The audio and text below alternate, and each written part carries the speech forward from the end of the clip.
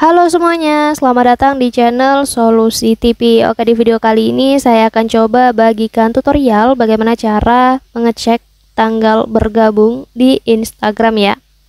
Sebelum lanjut ke tutorialnya, jangan lupa di subscribe dan nyalakan lonceng notifikasinya agar kalian tidak tertinggal video-video terupdate dan juga terbaru dari channel ini.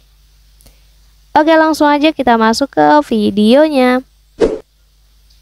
Jadi selain video ini, teman-teman juga bisa tonton ya video saya lainnya, yaitu tutorial bagaimana cara menyembunyikan aplikasi di dalam kalkulator. Dan untuk videonya, kalian bisa tonton klik di pojok kanan atas ini ya. Oke, sekarang langsung aja kita masuk ke tutorialnya ya.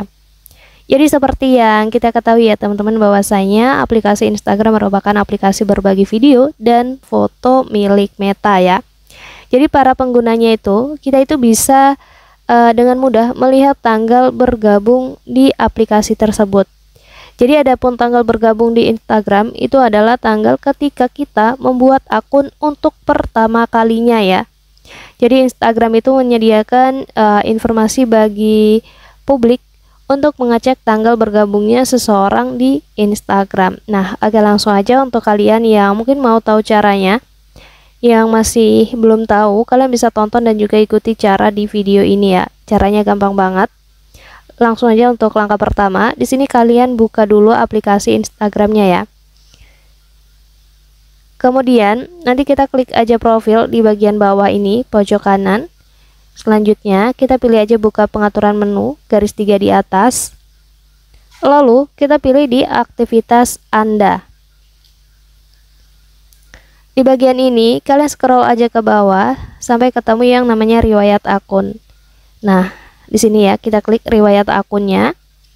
Dan di bagian ini, kalian scroll aja ke bawah dan nanti kalian akan menemukan catatan akun dibuat di bagian paling bawah ini ya. Jadi catatan ataupun informasi akun dibuat inilah tanggal ataupun waktu bergabung pertama kali di Instagram. Jadi kalian bisa lihat di bagian ini untuk mengetahui ataupun mengecek tanggal pertama kali kalian bergabung di Instagram.